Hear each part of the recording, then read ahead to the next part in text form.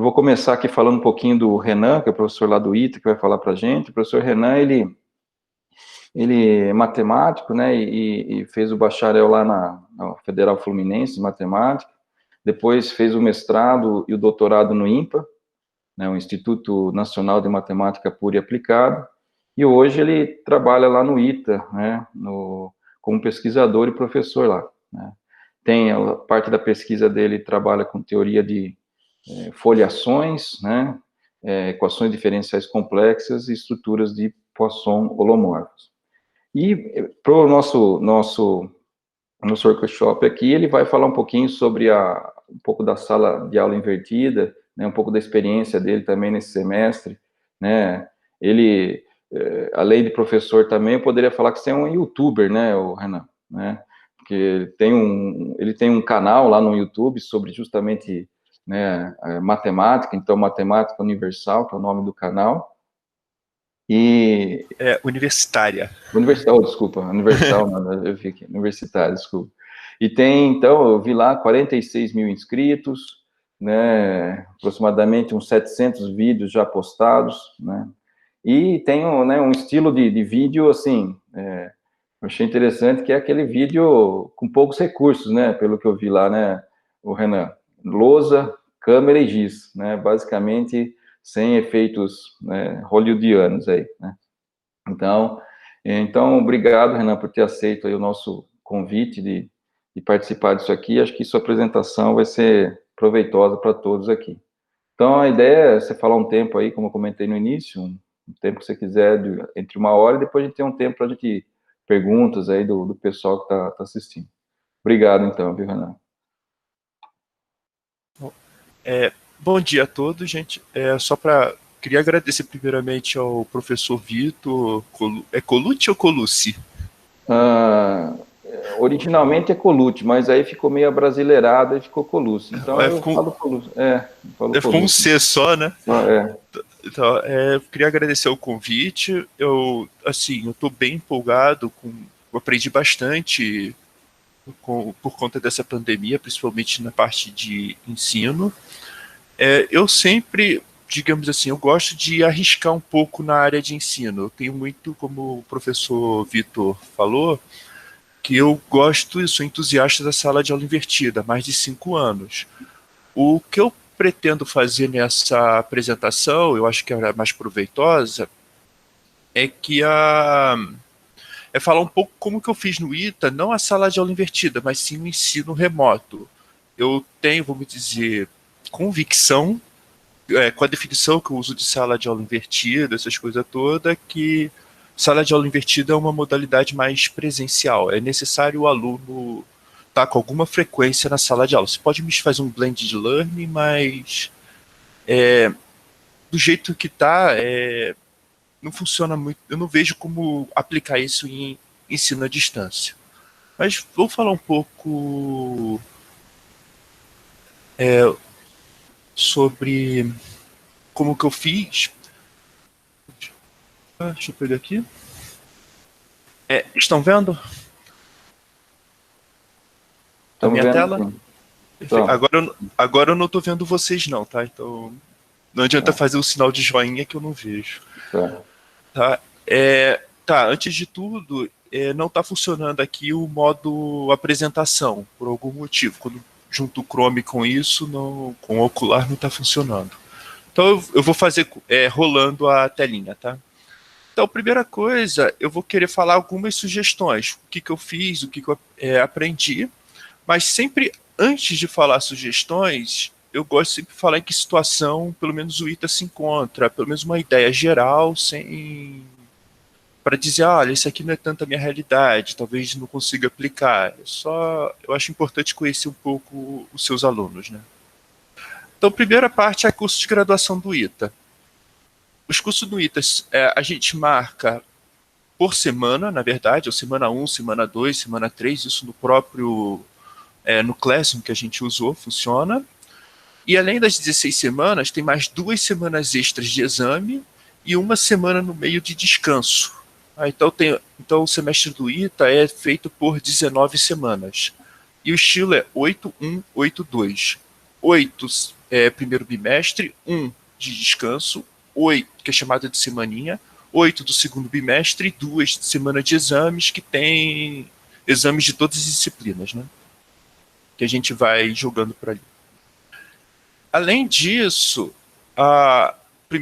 esse 8 aqui tem a prova do primeiro bimestre, a prova do segundo bimestre e o exame.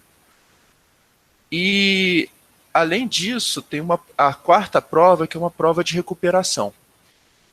A prova de recuperação no ITA é chamada de segunda época, mas costuma ser na primeira semana do período seguinte. Tá? Então, o aluno tem, muitas vezes, pelo menos 3 ou 4 semanas para se recuperar e fazer mais uma prova. Aí tem a média aritmética lá. E o curso no ITA é um estilo dele, eu tenho sempre minhas ressalvas para tudo tem vantagem, é seriado. Tá? Não é créditos, ou seja, praticamente é pacotinho fechado por semestre. Bom, e cadê? O curso do ITA é seriado, isso aqui eu já falei de novo. Então, como que o ITA fez? O ITA ele demorou um pouco para suspender as aulas. Eu acho que foi lá pro dia. Foi no dia 18 de março. Eu acho que a Unicamp foi em torno do dia 11, 10 de março. Não, espera aí, 11, 10 de março que suspenderam as aulas. Mas suspendeu por 30 dias, aí teve um sábado e domingo, voltou 21 de abril de forma remota. Ou em EAD, dependendo do quanto o professor já tinha preparado. No ITA, tem 3, vamos dizer, grandes AVAs, né? Que é o Google Classroom, o MS Teams e o Moodle. Acabou, vamos dizer, por escolha própria, foi acabando, os professores preferiram aderir ao Classroom. O motivo principal, eu acho que isso também é um grande destaque, foi a estabilidade do servidor. O Moodle tem que usar servidor do ITA, e vamos dizer, toda hora cai, toda hora é uma palavra forte, mas com uma boa frequência cai. Isso pode atrapalhar muito o andamento de um curso que tem quase 30 horas semanais de aula, né? Aula de engenharia. Então, o principal foi isso, e também pela interface simples, né? Porque a maioria dos professores não tem experiência alguma em Java. Então, a maioria dos professores lá foi conhecer agora. Então, outro ponto que eu quero falar de uma outra estrutura extra que temos, na verdade, foi uma iniciativa dos ex-alunos do ITA, alguns formados em 1963, outros em 65, e vai até 1900 até alunos de 2005. É uma iniciativa que acho que deve ter mais de 200 ex-alunos, que se juntaram, já estão bem grandes, estão mais organizados, que é o ITAX. Seria interessante ver se a Unicamp consegue um grupo assim também, que ajuda muito. Que é formado por um grande grupo de ex-alunos do ITA, costuma fazer doações semestrais via projetos apresentados pelos professores no ensino de graduação do ITA. Então, vamos dizer, muita coisa que eu consigo fazer graças a esse grupo de ex-alunos. Por exemplo, eu preciso de câmera, é com eles. Entendeu? Porque desde ficar mandando projeto, FAPESP, rezar para que não sei quanto tempo venha, aqui é mais rápido. Eles têm mais. É mais dinâmico, não tem tanta burocracia. E também, nessa pandemia, eles se preocuparam com um período de 30 dias de suspensão. Eles investiram em 40 microfones, deixou lá para o ITA, para os professores que quisessem pegar, se organizassem. E também ofereceram computadores tipo laptop, internet gratuita para alunos em situação de vulnerabilidade. A internet gratuita era da seguinte forma: o aluno morava lá no interior do Ceará. Aí a internet, aí não tem, vamos dizer, as internets clássicas, né, as operadoras clássicas, mas tem alguma internet local. Então o aluno contratava a operadora e o ITAX embolsava o aluno quanto era o valor, né, da internet, ou seja, praticamente de graça. Nós temos alunos de vulnerabilidade, mas com certeza é bem reduzido. E assim, a visão dos professores é que com essa estrutura aqui toda, né, com esse grupo, e vamos dizer, os casos, vamos dizer, mais sutis, ela foi basicamente o que puderam fazer, assim, mais ou menos sanados, vamos dizer assim. Então a gente pensou que estava com a faca e o queijo na mão e falou, bora fazer. Em tudo ensino remoto. E sobre o Classroom, como que eu vou só fazer pequenas considerações, servidor estável, tá? Então é lá do Google mesmo, então não tem nenhum problema. É um AVA, assim, é com menos recursos. Isso é fato. Ele comparado ao Moodle. O Moodle tem muita coisa interessante que eu até estava com vontade de estudar, mas devido à estabilidade do servidor e também ao tempo corrido, não é possível, pelo menos na minha visão, né, usar o Moodle com tanta eficácia. Então, acabei escolhendo, muita gente também acabou escolhendo o Classroom. E como eu disse, para emergência atende às expectativas. E finalmente eu quero mostrar alguns exemplos, na verdade, que é o... deixa eu ver aqui. Como que eu fiz no ITA. Então, como que a gente fez? Eu coloquei o Classwork, isso aqui já está finalizado, isso aqui já não deveria existir mais. Eu costumo de muitas vezes mexer depois da prova. O que aconteceu foi o seguinte, eu separei com algumas notas de exercício que a gente fazia por fora, tem várias notinhas, se você olhar isso aqui foi feito no tablet, foi com outro professor, tá? Escreveu notas de aula para os alunos. Esse aqui, além disso, também fez soluções, botou no YouTube, trocou recentemente a localização do vídeo do YouTube, mas era essencialmente soluções de exercícios, ou até desse jeito que eu usei o tablet. Só vou ver aqui. Ficou mais ou menos... Opa! Foi mais ou menos usando o tablet e ficou desse jeito aqui, fazendo como se fosse mesa digitalizadora. E aqui eu separei informações gerais. A prova que a gente deu foi clássico, na verdade, principalmente a P1. A gente, depois de 6 semanas, demos uma prova. Falamos as regrinhas aqui, mas isso aí não faz muita diferença. Entregamos a prova desse jeito para os alunos. Quem quiser ver a prova, à vontade. Opa, fiz alguma coisa assim.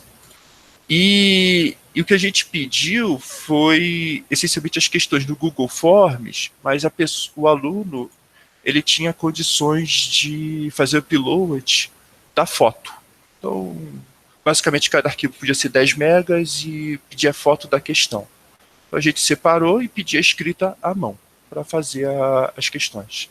Isso aqui foi a parte que a gente não teve, vamos dizer, muito tempo para elaborar alguma coisa mais legal, mas como lá no ITA temos, vamos dizer, boa parte de confiança nos alunos que não vão colar, isso é sério, tá? Um ou outro que a gente desconfia, mas em geral a gente vou dizer um número aqui chutado, 80, 90% dos alunos a gente confia. Então eu acho que seria uma boa... funciona. Além da P1, fizemos a P2, dividimos, fizemos um trabalho, teve exame, mas toda mais ou menos da mesma forma. Aqui é uma ideia que eu achei legal de fazer. Assim, eu fiz uma espécie de lista de presença, mas não valendo nada.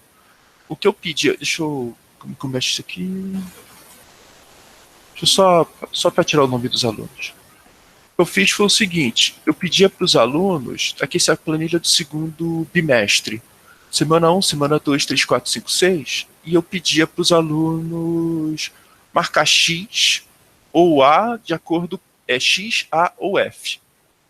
O X é para dizer que fez na semana, o A é que fez na semana seguinte, e o F foi para dizer que ou não fez ou fez depois. Tá? E a ideia disso era só para ter um mapeamento, caso um aluno ficasse muito tempo sem preencher, a gente pelo menos fala, oi, tá tudo bem, está tudo certo. É só para também o aluno, sei lá, gastar 10 segundos da vida dele e marcar um X. Eu fiz a tarefa. Marca o X, ele mesmo gerencia, ele mesmo olha, né? Então foi basicamente isso, os alunos preencheram, como que eu disse, não valia absolutamente nada, não vale nem nem ponto extra, não valia nada, era só para ter um mapeamento. Pode ser uma coisa, um assunto interessante. E aqui do primeiro bimestre, o que a gente fez foi, olha, como eu disse, separar em semanas. Eu tentei fazer esse quiz aqui, não consegui executar, não tive, vamos dizer, estamina para executar. E nessa semana, o que eu fiz? Primeiro, eu gosto de deixar sempre listas de exercícios semanais. Isso aqui é para eles resolverem. Tem um controle de tempo aqui bem interessante, que é, por exemplo, o aluno não vai demorar. O aluno que está, vamos dizer, mais ou menos em dia com a matéria, não demora mais de 2 horas para fazer a lista. Pelo menos essa é a ideia. Não pedia para entregar, pois isso aqui é um erro, depois eu falo um pouco disso. E aqui, um ponto que eu acho interessante é que no Classroom, colocar vídeos é muito ruim. Tá? Você não consegue botar uma ordenação muito legal. Então, essencialmente, eu criei um PDF, e no PDF eu praticamente coloquei só os meus vídeos, né, sobre os vídeos da semana. Essencialmente, eu pedia, por exemplo, 3 vídeos ou 4 vídeos, uma outra semana que foi um pouquinho mais exagerado. Essencialmente, o aluno clica e está no vídeo, é eu aí. Aí o cara assiste à vontade, os alunos. Né? Bom, e aqui é material extra. Eu sempre gosto de falar o que é essencial para o curso e o que seria para os alunos, vamos dizer, mais curiosos, né? Que quer aprender, alguma demonstração, um exemplo, por exemplo, aqui o método de picar feito na mão. Então, eu sempre gosto de mesclar um pouco o material do que é preciso e do que é para aprender a mais. Além disso, tem aqui as notas de aula e de vez em quando eu fazia textos com esse estilo aqui, como se fosse uma pequena apostila, mais curto. Aqui tem um jeito melhor de fazer. Fazer a apostila mesmo que é melhor. Mas como que eu produzi o texto na hora, eu não consegui, na época, organizar. E aqui, só para ter uma ideia, é a mesma coisa, eu fiz vários textos. Pode olhar, esse aqui foi menos textos, mas trabalhava com tabela, sempre com esse estilo aqui de vídeo. Esse aqui foi um pouquinho mais transformada de Laplace, né? Esse aqui foi 2 horas e 20 minutos de vídeo, né? Mais ou menos. Mas esse aqui eu acho que foi o mais exagerado. Eu normalmente gosto de deixar 1 hora e pouquinho. E essa é uma parte, vamos dizer, basicamente que eu montei no Classroom. Estilo simples, curso semanal. Eu colocava depois a data, porque alguns alunos se perderam, aí eu botei a data no meio, né, 21/6 a 27/6 e 28/6 a 4/7. E depois os alunos se achavam somando 7 várias vezes. Né? A gente podia, essa é uma organização. Bom, basicamente foi isso que eu fiz, foi direto, não fazia muito controle com os alunos, que se eu vou explicar depois eu mostro outro exemplo. Mas o que a gente vai fazer, antes de tudo, eu não controlava muito os alunos no sentido de, como que está a situação, etc. Eu só perguntava, deixava um pouco mais solto, mais com orientação. Ainda eu vou melhorar isso para o segundo semestre, depois eu vou explicando aos poucos isso. E algumas dicas para ensino, porque eu acho que ninguém conta isso, né?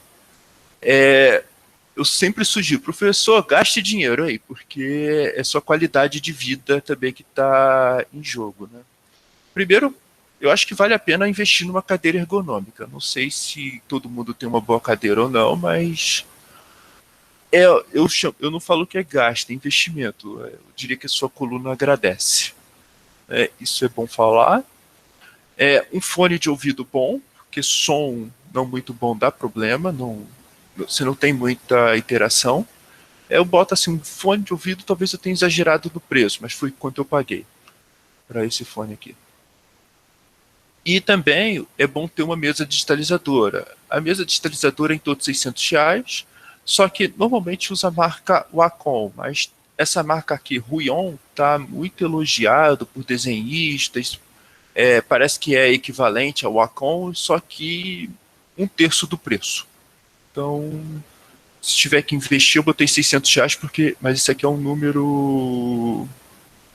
Eu estimei mais ou menos porque eu sei que subiu os números, mas eu não confia tanto nesses 600 não. Tá? Depende muito da marca, do estilo, do que vocês vão gostar, tem vários preços, né? E isso aqui também é um investimento. Por exemplo, eu falo sempre assim, não adianta ficar esperando. Se esperar que pague, que faz as coisas, não vem.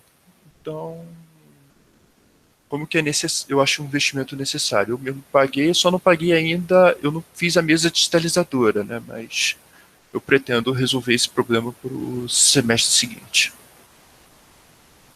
Bom, e algumas dicas para o ensino remoto, isso foi por isso que eu tomei aquela decisão de não exigir tanta parte semanal, mas tem que tomar um cuidado, mas cuidado com exageros no pedido de entregáveis. Tá? A gente, professor, ele, vamos dizer, tem um costume, acho que em geral, ser controlador. Ou seja, quer que o aluno esteja certo, sempre esteja fazendo as coisas, está estudando a matéria, mas não no sentido de.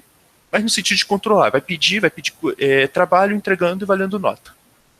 Tá? Eu peço para tomar um cuidado com isso, principalmente em curso de engenharia. Tá? São muitas horas, muitos professores e pode haver um exagero, principalmente na parte do ensino remoto. Tá? Eu fui coordenação lá do ITAS, liguei para alguns professores só para conversar mesmo, né? E alguns falaram, eu sei que eu exagerei. Né? Eu pedia muito mais texto para ler, pedia muito mais material. Então, tomar um cuidado com isso, tá? Que é cuidado com exageros.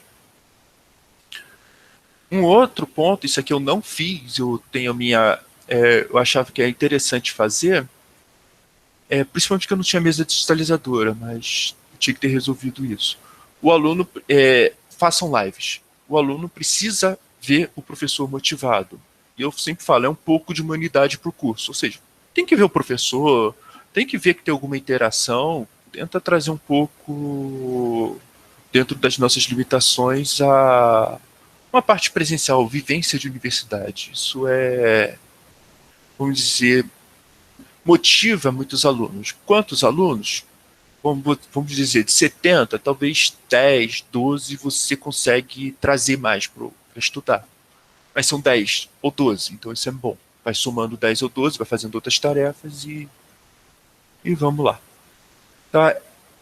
E outro ponto, é interessante que as lives sejam para tirar dúvidas e destacar alguns pontos da matéria que o professor julga importantes. Né? Eu acho que talvez eu esteja chovendo no molhado, mas não é um momento para ficar explicando a matéria como se fosse expositiva, com outros recursos. Aqui já é para supor que o aluno já tenha estudado a matéria. Tá? E isso aqui que acontece, acho que muitas vezes por causa dessa tarefa aqui das lives, os professores acreditam que isso pode ser, em algum sentido, uma sala de aula invertida. Bom, eu tenho minhas dúvidas com esse nome aqui. Né? Enfim, e outro ponto faça no máximo 1h30 de lives por semana. Não precisa exagerar tanto, 1h30 já acho que já é um bom número, não deve ter numa disciplina, sei lá, de 4 horas semanais, com material, com vídeos, com outros recursos que eu vou supor que esteja colocado, não precisa fazer tanta live. Tá? Em algum momento, depois de, sei lá, 5, 6 semanas, devido às outras disciplinas, principalmente, ou muitas, né, acaba, vamos dizer, perdendo sentido, muitas vezes. Então, se fizer live muito longa, sei lá, 4 horas, ou 2 lives de 2 horas, costuma perder com o tempo o aluno, né? Depois de 2 meses, por exemplo. Isso aconteceu no ITA, só para avisar. Claro, aconteceu no ITA para excelentes professores, tá? Muito professor que tem aquelas altas de avaliação de 6 e quase 10. Tá? Então, reduzir pode ser interessante. Uns reduziram, outros fizeram mais, mas parece que o número ideal, pelo menos lá no ITA, é em torno de 1h30. E deixem as lives disponíveis para consulta posterior. Isso aí Nem todo mundo tem boa internet, nem todo mundo pode assistir na hora, né? Ninguém sabe o que está acontecendo na casa do aluno. Outro ponto que eu sempre gosto de deixar dicas. Primeiro, diversidade de mídias disponíveis. Tá? Tem que ter vídeo, tem que ter texto, tem que ter lives. Tá? O que puder fazer, quanto mais disponível, quanto mais diversificado, melhor. Mas além de diversificar, tem que estar organizado. Tá? O que acontece, como que eu disse, um prefere vídeo, então vamos lá, 15 alunos. Outro prefere, gosta de ter um texto, a internet não é tão boa. Então você consegue os textos atingir mais 15 alunos. As lives até atinge mais outros 15 alunos. E quando você vê essa diversificação, você pode atingir o máximo possível. Então isso aqui é importante, o aluno sentir que tem condições de aprender por mais de um caminho. Como eu disse, usem vídeos e material já preparado por outros professores. Não precisa ficar reinventando roda, né? Eu vou fazer os vídeos próprios que... Não precisa, eu vou fazer a minha apostila, o meu material que já é preparado. Isso aqui, então é interessante que senão vai... como que eu vou dizer? A estamina perde, né? A resistência, vamos dizer, são 16 semanas de curso, é difícil conseguir manter tudo, né? De forma com tempo, hábil para os alunos assistirem, tudo direito. Como eu disse, vídeos têm a vantagem de facilitar o primeiro contato com a matéria. Livros e apostila facilitam para consultas e aprendizado mais aprofundado. E lives ajudam a sanar eventuais dúvidas do aluno da matéria. Então, por isso que eu falo, acho que se complementam.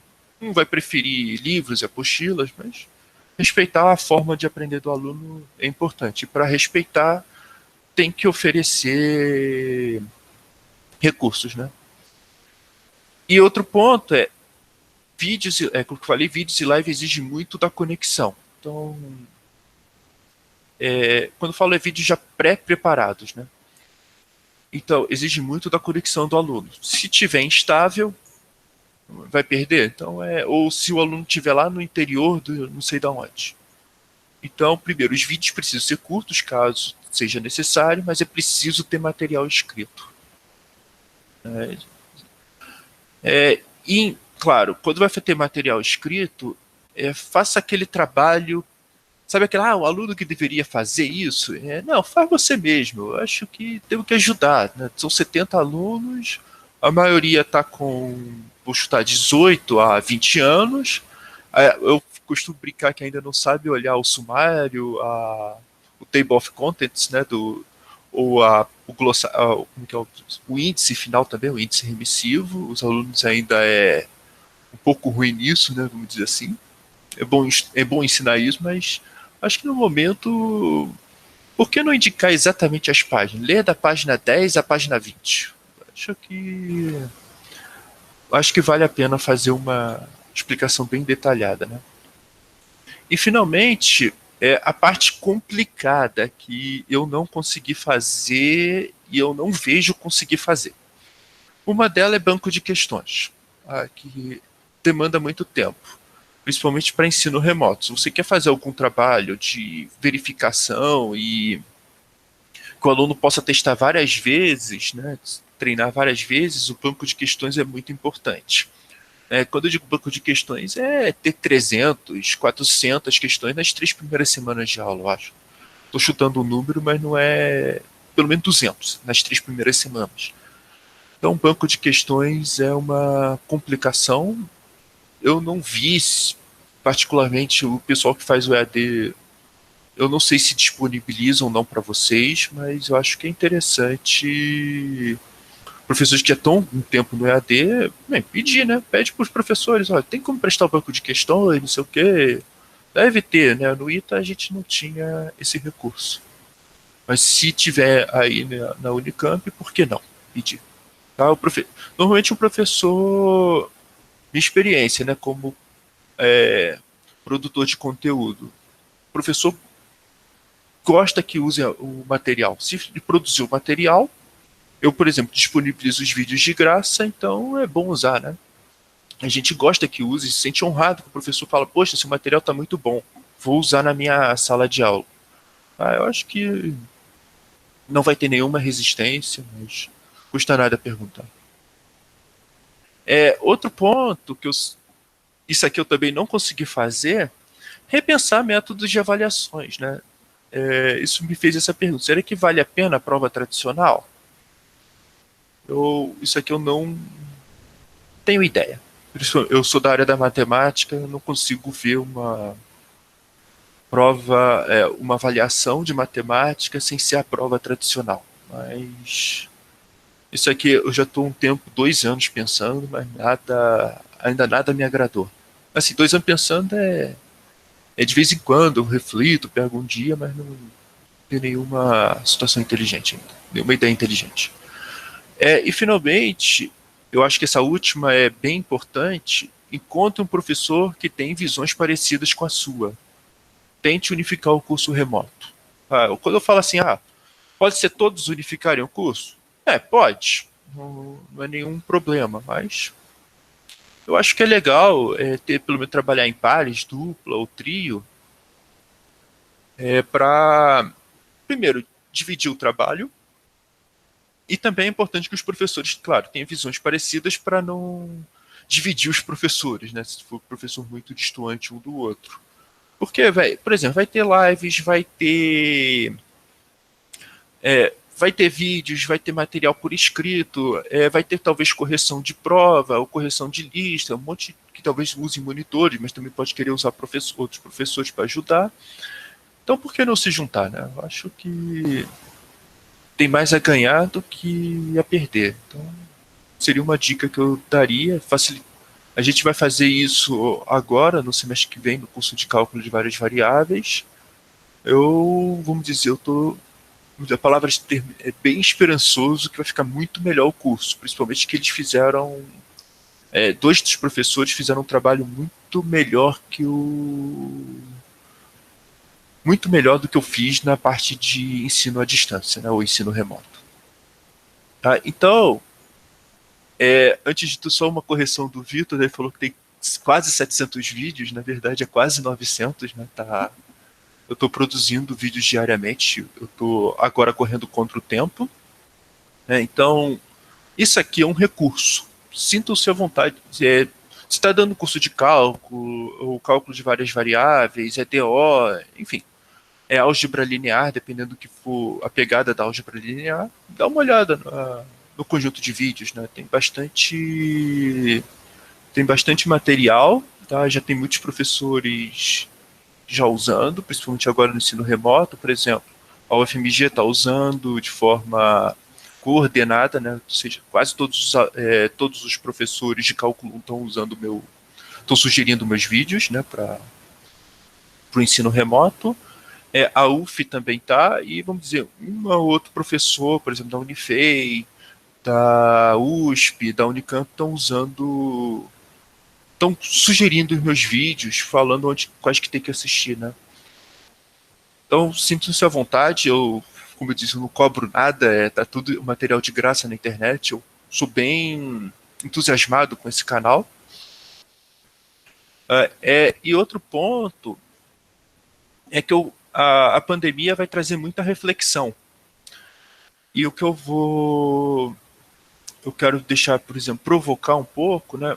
Quando voltar às aulas presenciais e desejar repensar sua aula, olha, me consulta, me avisa. Eu faço a sala de aula invertida no ITA há mais de... Deixa eu ver aqui agora.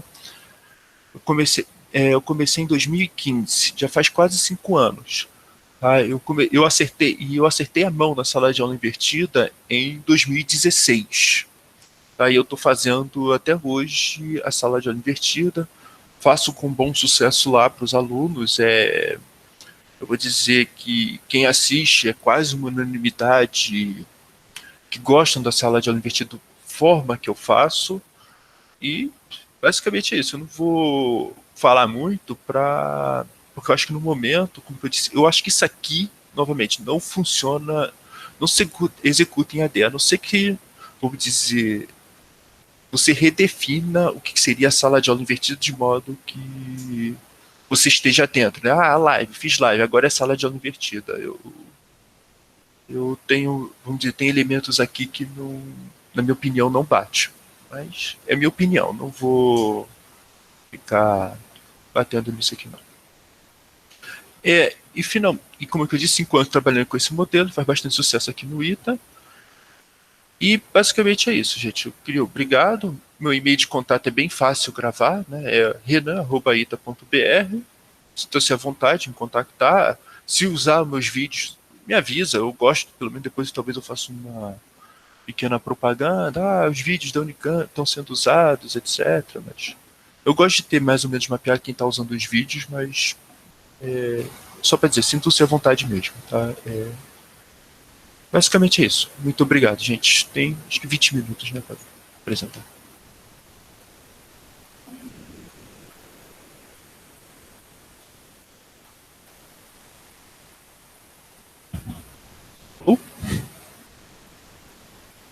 Uh, não estou escutando.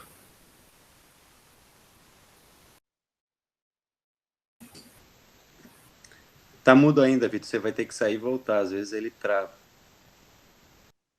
Não tá funcionando. Você tem que sair do ambiente e voltar. Comigo acontece isso no Mac também. Não tem jeito, não é o botão. Você tem que sair, sai da sala e volta. Não tá funcionando, cara. Sai da sala e volta.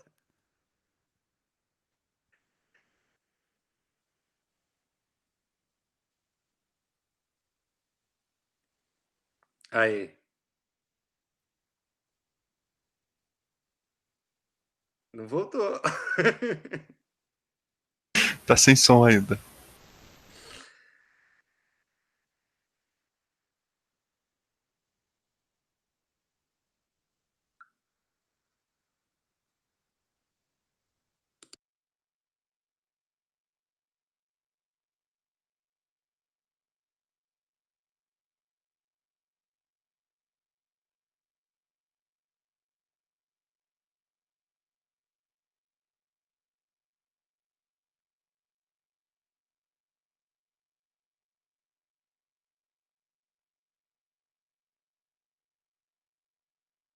Agora sim, acho, né? Aí. Eu tenho que, de vez em quando, eu tenho que tirar o cabo do microfone, Isso. do computador para fazer voltar. É. Então tá bom. Ô, Renan, então, eu queria agradecer aí sua exposição, né? Acho que muitas dicas aí que você colocou para a gente são bem interessantes. Algumas delas acho que a gente até presenciou aqui, a gente percebeu também, mas eu acho que essa experiência aí de você aí no ITA, né, esses exemplos foram bem interessantes. Então, acho que eu abro aí para o pessoal que quiser fazer algum comentário, uma pergunta, né, a gente tem um tempo aí para esse momento de discussão. Então, quem quiser, eu acho que pode fazer uma pergunta aí. Só abre o microfone, né, e faça aí. Se tiver muita gente, eu tento organizar aqui na sequência. Posso falar, Vitor? É a professora Luby. Oi, Lu, pode falar. Bom dia, pessoal. Prazer, Renan. Meu nome é Lubiens, que eu sou professora aí da FT também. Cálculo não é minha disciplina, mas esse semestre eu acabei dando cálculo. E, na verdade, eu fiquei com uma dúvida, né, uma curiosidade com relação à sua disciplina. Como que foi o aproveitamento da disciplina no final do semestre? Então, em geral, assim, eu vou ter que falar um pouco do ITA nesse sentido. No ITA, cálculo 1 não é problema, tá? Então, muitos alunos já têm uma boa matemática básica, né? Já sabe isso muito bem. Já tem muitos alunos já fizeram cálculo 1 na universidade, e estão, vamos dizer, revendo no ITA, né, muita coisa, então normalmente não é problema. Então, assim, não seria nenhum grande parâmetro, até seria injusto eu falar. Mas, em geral, foi acima de 8 a média. Tá? Um bom aproveitamento, a nota também subiu comparativamente. O que eu fico mais curioso é como que vai ser o do cálculo de várias variáveis, que aí vai ser no semestre que vem eu vou dar esse curso. Aí vamos dizer, aí é diferente. Por exemplo, Outro ponto, a matéria que eu dei foi EDO, tá? Equações diferenciais ordinárias. É mais ou menos parecida com a da Unicamp de cálculo 3, se eu não me engano. E, assim, também não é problema no ITA, porque, como eu disse, os alunos sabem integrar, sabem as técnicas de integração independente, uma outra dúvida na parte de séries de potências, mas o que a gente faz é série de potência e método de Frobenius mais tranquilo. Então, assim, só pede para fazer, então foi bem aproveitado. Agora eu vou pegar o desafio do cálculo de várias variáveis, que é uma disciplina que exige um pouquinho mais de atenção da minha parte e também da parte dos outros professores.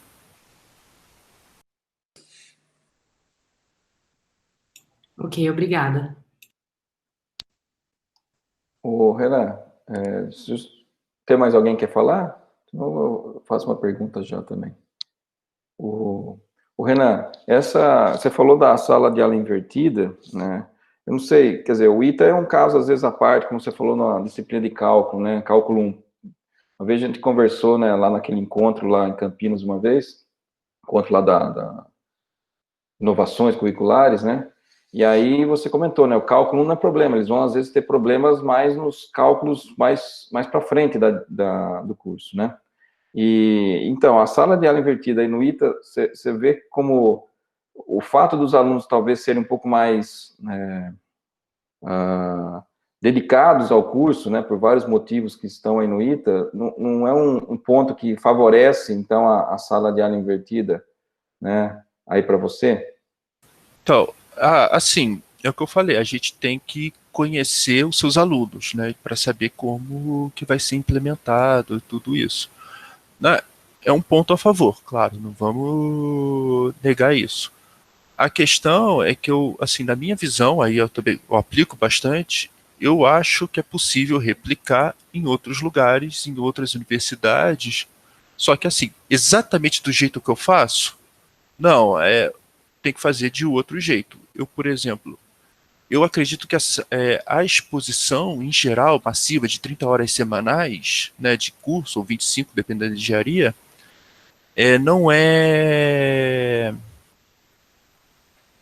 não traz bons benefícios, né? Não consegue. O aluno, depois de 2 meses, não está mais assistindo a aula, está dormindo, não aguenta.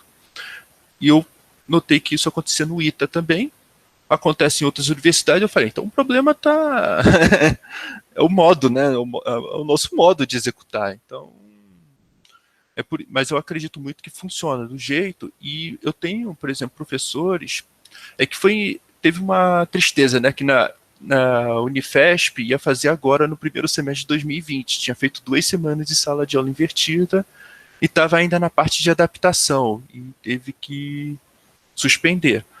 Mas teve também uma professora lá da UFTPR que fez sala de aula invertida em geometria analítica. Ela falou que gostou da experiência, apanhou os 2 primeiros meses, porque é bem ácido mesmo a primeira tentativa, mas no geral falou, eu não consigo mais dar aula expositiva, totalmente. Eu acho que eu vou sempre fazer ou seja, o professor, vamos dizer, precisa de coragem para experimentar e cuidado também para fazer, porque é complicado. Eu não sei se eu respondi bem a pergunta. Respondeu sim, Renan, obrigado. Elaine. Olá, pessoal. Bom dia. Queria inicialmente parabenizar o Renan pela apresentação. Achei que trouxe para a gente algumas, pelo menos para mim, né, algumas coisas interessantes. Por exemplo, lives, né? Eu não tinha pensado nas minhas aulas ainda com lives, mas meu nome é Elaine, eu sou também matemática, sou professora da FT. Nesse primeiro semestre de 2020, eu tive a disciplina de cálculo 3. A minha disciplina seguiu de uma forma, eu acho assim, bem razoável, né? E você tocou num assunto agora há pouco, Renan, que me chamou muito a atenção, porque foi uma preocupação minha, até falei muito com a coordenação sobre isso, que é com relação à disciplina de cálculo 2. Né? Nós tivemos, né, todo mundo passou por uma disciplina de cálculo 1, muito diferente, e a gente sabe que a disciplina de cálculo 1, ela tem uma importância crucial nos nossos cursos, né, nos cursos de engenharia de modo geral, e esse cálculo 1 que nós tivemos, né, nesse formato tão diferente, né, com tanto esforço por parte dos professores e por parte dos alunos também, eu fico pensando como é que vai ser a disciplina de cálculo 2, né? E você mencionou exatamente essa questão e as preocupações que você também está tendo, né, já pensando, né, provavelmente em como que vai ser essa disciplina. Queria que você falasse um pouquinho sobre isso, né, sobre quais você acha que serão os principais desafios das disciplinas de cálculo 2. Porque a disciplina de cálculo 1, pelo menos na FT, que a gente tem um número relativamente grande de alunos assim com muitas dificuldades, e é um curso que serve até assim para colocar um pouquinho, né, o ritmo do estudo, conhecer um pouco mais as ferramentas matemáticas, e ele é extremamente, né, ele é pré-requisito para a disciplina de cálculo 2, que é uma disciplina muito mais difícil. Então, queria que você falasse um pouquinho sobre essa sua forma de pensar, quais os reflexos desse nosso primeiro semestre na disciplina de cálculo 1, como que você vê isso para a disciplina do cálculo 2? Tá bom. Oi, Elaine. Então, a primeira vez, eu vou contar um pouco a história antes, né? Porque o Renan gravou fez o canal Matemática Universitária. A motivação principal foi o cálculo 2. Tá? Os meus primeiros vídeos foi de cálculo 2. Eu fiquei, vamos dizer, eu gravei os 120 primeiros vídeos que eu gravei foi para ter experiência para gravar cálculo 2. Então era exatamente o meu foco, era ali, né? E depois executei e demorei 2 anos para acertar essa mão. Aí ainda assim eu tô. Se olhar o meu canal agora em matemática universitária, eu estou produzindo vídeos diários de cálculos de várias variáveis. Tá? Já produzi 50 vídeos, estou publicando diariamente, já 50 dias. Estou indo sábado para o ITA gravar. Então, de primeira parte, como que eu falei, eu vou dizer, vai ter algumas as minhas dificuldades são diferentes da Unicamp. Por exemplo, o que acontece é que, pelo que eu entendi da sua preocupação, o aluno passou em cálculo 1, mas não aprendeu bem o cálculo 1. E isso, por exemplo, não acontece muito no ITA. Entendeu? Então, assim, acaba sendo um desafio diferente nesse sentido. Então, o que eu vou sugerir, se fosse botar um caminho? É o que eu falei, a diversificação do material, ou vamos dizer, a parte humana dos professores fazendo lives e ter uma parte de texto muito bacana. Esse seria o caminho ideal, assim, pelo menos não ideal, mas acho que é o mínimo que tem que ser para os alunos poderem se recuperar. O que não aprendeu em cálculo 1, tentar se recuperar em cálculo 2, entendeu? Eu não consigo ver uma solução para esse problema. Na verdade, o que eu vejo é que se fosse o cálculo 1 tinha que ser um curso coordenado para não ter um curso coordenado com alguns jeitos ali. Eu estou escrevendo um livro de cálculo 1, tá? Só para ter uma ideia, para dar uma sugestão diferente. Mas eu acho que teria que mexer um pouco nesse cálculo 1, tirar um pouco a parte de análise, porque eu acho que tem uma sobrecarga de ementa para alunos que não sabem nem o básico e dá uma rudimento de análise. Então, eu acho que teria que se ajustar antes, entendeu? Agora, no cálculo 2, eu vejo como chorar o leite derramado, né? E agora vamos diminuir o problema de alguma forma. Mas o jeito que tem que fazer, pela minha visão, é aquelas 3 tarefas, né? Apostila, texto, duas apostilas mesmo, se for possível, né? Ou um livro apostila, lives e vídeos que vocês acham que encaixa com o perfil dos seus alunos. Ou faz 2 grupos de vídeos. Essa seria a minha sugestão. Obrigada. Mais alguém aí, pessoal, para fazer algum comentário, pergunta?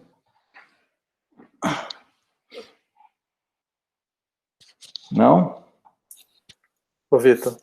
Oi, Marco. Pode falar. Bom dia, Renan, bom dia, Vitor, todos os colegas. Eu tinha uma pergunta, né, que eu acho que vai remeter à disciplina consciente, Renan, né, ao código de ética lá do ITA, né, dos alunos do ITA, né, que envolve também o conhecimento de regimento, de regras. A gente sabe que no ITA, né, o perfil dos alunos é um perfil muito mais homogêneo, por ser também uma instituição, né, que tem essa origem militar, né, claro, tem civis lá dentro, né, a gente sabe disso, né, também, mas é uma instituição relativamente pequena, né, quando a gente compara com a Unicamp. E uma coisa que me chama muito a atenção, Renan, todas as vezes que eu tive lá, é certamente, né, esse compromisso, né, que os alunos têm, ou que pelo menos aparenta ter, né, com o seu aprendizado, né, com as suas obrigações, né, com o estudo, né, com a disciplina, né, porque, né, tem os dois lados, né, da moeda, né, que é todo esse trabalho que você desenvolve com bastante reconhecimento, mérito, né, que eu acho que é um trabalho muito legal, foi muito bom você ter vindo aqui, e tem o lado também de quem está querendo aprender, né, de que tem uma motivação para aprender, de quem existe uma competição saudável, né, a gente percebe isso também, né, nas turmas, sobretudo lá do ITA, né, de ser o primeiro aluno, né, o melhor aluno. Então, talvez seja mais um comentário, assim, para você, fosse possível fazer, também nesse período de pandemia, né, como você vê essa disciplina consciente, né, porque a gente vê vários colegas na Unicamp, né, muito preocupados com foco, né, na questão de super proteger a questão da avaliação, né, de você colocar vários cadeados ali, né, para tentar fazer com que o aluno não fraude a prova, né? A gente, claro, ninguém quer que isso aconteça, né? Mas fica uma tensão até, né, de que isso vai burlar, né, a regra da minha avaliação e etc. E às vezes que eu fui no ITA, né, como eu comentei, me parece que essa preocupação ela não existe tanto, né? Então, se você pudesse comentar um pouco dessa questão da disciplina consciente, código de ética, né? Eu acho que era bom para a gente entender isso. Então, antes de tudo, só obrigado também pelo comentário, acho que é enriquecedor. Antes de tudo, eu tenho talvez uma visão um pouco diferente, que eu também já dei aula na Federal Fluminense por 1 ano. Eu acho uma tarefa muito importante, eu acho que faz parte também da ética, passar um pouco da ética para os alunos, confiar no aluno. Querendo ou não, eles vão ser engenheiros amanhã, tomara, né? E para confiar em engenheiro agora, é uma coisa muito mais importante. Então, eu acho que muitas vezes o professor também, na minha opinião, né, está devendo um pouco confiar nos seus alunos. Tá, claro, ter um pequeno controle, claro que é bom ter um controle, mas não é deixar espanado assim, mas também tem que confiar. Tem muita gente ética, muito aluno ético, com certeza no Unicamp tem muito, mas, vamos dizer, provavelmente se sente, não sei qual é a palavra, mas vou falar injustiça, a palavra disso. Poxa, eu faço tudo certinho, etc., porque eu não tenho um mínimo de confiança. Né? É chato trabalhar assim, né? Eu acho que todo mundo... Imagina, eu não confio em você, como que fica? É chato, entendeu? Então, eu acho que também seria um ponto importante a se pensar também como código de conduta dos professores. Passar um pouco de confiança, passar a responsabilidade para os alunos. O aluno se sentir parte do processo. Eu acho que do processo de aprendizagem mesmo. Então, isso tem que ser bastante treinado. Sobre no ITA, o que acontece é que na disciplina, vamos dizer, a disciplina consciente é um código que passa, eu vou dizer, mais interno dos alunos, né, e que, essencialmente, se resume a não colar em prova. Falar, olha, não estudei, peito aberto, vou me dar mal na prova, depois eu me viro para para recuperar. Isso eu acho importantíssimo, né? Eu acho que tem... Então, isso também ajuda muito naquela parte que eu falei, confiança. Como facilita a vida trabalhar com confiança. Como que eu falei, vai ter burlar? Vai, não, é 100% que usa disciplina consciente? Claro que não. Sempre todo lindo pomar tem uma fruta que ainda não tá boa, mas quem sabe um dia se amadurece, né? Mas é isso que eu falo. Se o aluno ficar, vamos dizer, roubando, trapaceando no cálculo 1, por exemplo, vai ter problema no cálculo 2. Então não consegue, uma hora espana, você tem que tomar um cuidado, entendeu? Uma hora não aguenta mais, porque a disciplina é um pré-requisito da outra, tem uma escadinha ali que não dá ou seja, a universidade já tem um controle dela. Não sei se eu não vejo essa, na minha opinião, né? Não vejo essa necessidade de super proteção com essa parte da avaliação. Eu fiz na UF também, a aula foi... Eu trabalhava mais ou menos no mesmo modo que no ITA. Entendeu? Deixava, ficava... Confiava no aluno. Acho que isso é um passo fundamental. Foi explicado ou quer que Legal. Obrigado, Renan. Bom, pessoal, então, agradeço aí, acho que já estamos chegando no horário, 10 horas aqui. Agradeço as perguntas, foram bem interessantes. Eu acho que a palestra também do Renan, do ponto de vista, foi meio motivacional, né? Acho que essa questão de a gente pôr um pouco de confiança também é uma questão da nossa confiança, né? Nossa confiança em nós mesmos de confiar no aluno, tá?